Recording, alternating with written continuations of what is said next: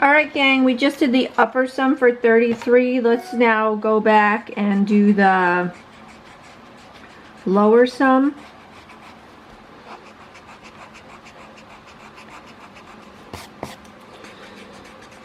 Okay, so we already have some information, so this will go a lot faster. So for the lower sum, on each of the rectangles, we want to pick the right side. So for the first rectangle, we're going to pick pi over 8 to make the y value.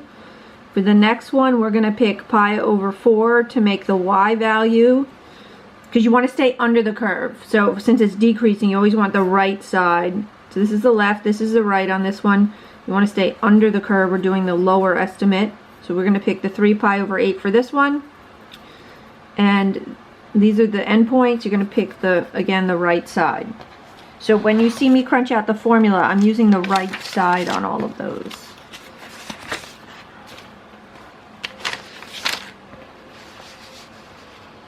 Okay, so now we're doing the lower because we're under the curve. Hold on a second here. Okay, lower sum.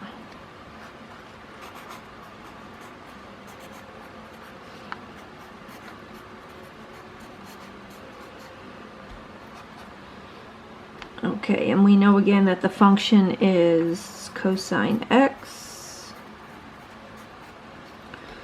And we know that the width is pi over 8.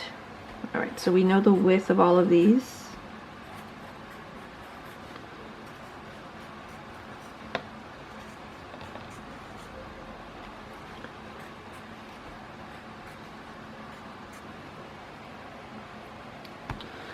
Alright, so we're just going to plug in, we're just going to figure out the heights, because again the area is the length times the width. I put in the width, the length depends on the y value, and the y value depends on the x.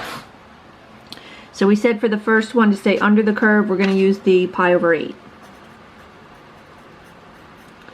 For the next one we said we're going to use the pi over 4. Okay, for the next one we said we're going to use the 3 pi over 8. And for the last one we were going to use the 2 pi. Cosine of 2 pi we know from the unit circle is 0. We can also see from the graph it's 0, so that piece will go away.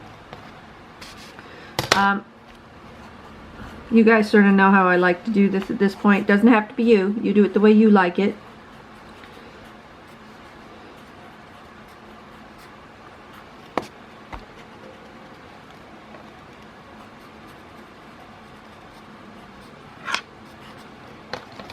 Alright, so let me crunch that out for us.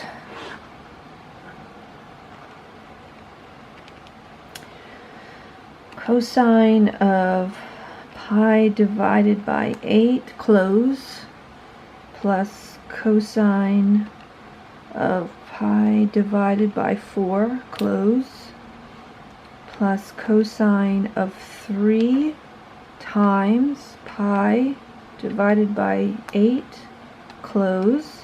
Alright, let me just, that's about 2 something.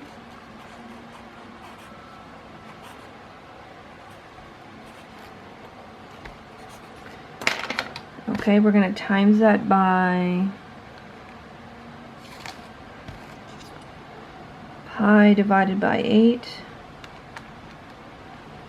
And that's about 0.79.